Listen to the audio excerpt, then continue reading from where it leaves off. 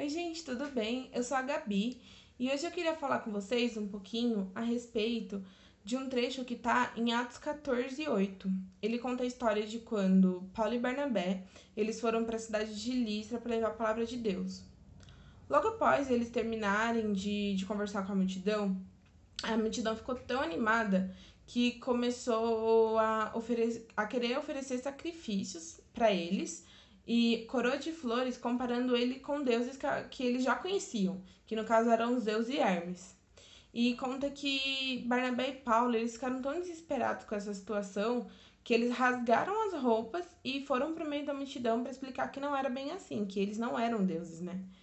E enquanto eles estavam fazendo isso, tinha alguns judeus que já estavam seguindo eles desde a cidade de Icônico, que eram cidades que eles já tinham passado anteriormente, e viram o ânimo da multidão. É bem curto, não conta o que eles falaram, simplesmente fala.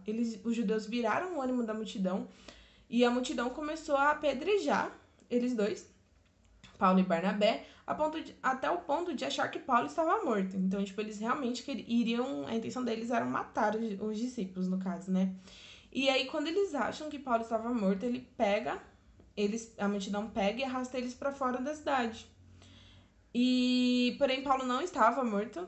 E aí, assim que os discípulos chegam perto dele, fala que os discípulos cercam Paulo, ele levanta e fala, ó, galera, bora, vamos seguir, vamos para a próxima cidade.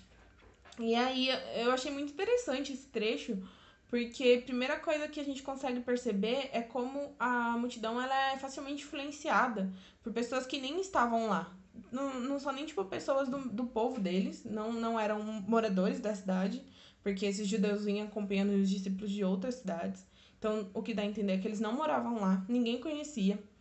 E eles aproveitam aquele momento que eles estão com os ânimos, a flor da pele, pra felicidade, né? Pra uma coisa boa, e simplesmente viram pra uma coisa ruim. E é uma coisa tão rasa que eles fazem que simplesmente tá escrito esse trecho na Bíblia. Fala, eles viraram o ânimo da multidão contra os discípulos. E pra gente ver que não precisou de muita coisa. Eles não tiveram que ficar horas e horas falando mal dos discípulos. Foi uma coisa ali de momentos, de minutos. E ao ponto da multidão querer realmente ficar com tanto ódio, com tanta raiva, ao ponto de querer matar esses discípulos. E aí eu acho muito interessante porque isso mostra a influência que as outras pessoas têm na vida. Na nossa vida, né? Na vida de outras pessoas. Porque nós somos seres altamente influenciáveis. E a gente tem que filtrar o que nos influencia. E como essas influências, elas acabam gerando atitudes que às vezes não seriam atitudes nossas. Então, acho que assim, a gente tem que filtrar bem tudo que a gente recebe, tudo que nos dias de hoje, tudo que a gente assiste, que a gente lê, que a gente ouve, quem a gente segue nas redes sociais, sabe?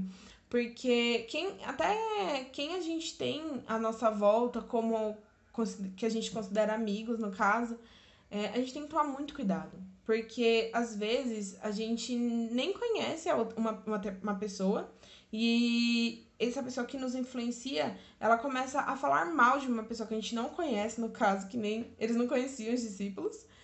E ao ponto da multidão ficou com tanta raiva, você fica com tanta raiva que você quer fazer mal para aquela pessoa, sabe? E eu acho que esse é um cuidado que a gente tem que ter.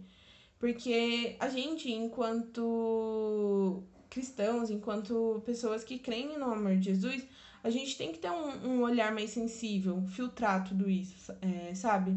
E eu acho que também outro ponto que eu gostei dessa passagem é que também, apesar de ter pessoas que influenciam a gente pro lado negativo, também tem pessoas que são nosso porto seguro. Porque Paulo ficou deitado até os discípulos cercarem ele. Então ele ficou ali deitado até ele falar assim: bom, agora eu tô em segurança, agora eu consigo levantar e consigo seguir minha caminhada, porque eu tenho pessoas que vão me ajudar a levantar e que vão me ajudar a seguir. Que no caso eram os discípulos. Se você continuar lendo até o final do capítulo 14, conta que Paulo falou com os discípulos e falou assim: ó, pensem pelo lado bom. A gente conseguiu levar a palavra de Deus para os gentios. Então, tipo, o Paulo ele não desanimou, apesar de tudo, sabe? É aquela passagem que fala, né?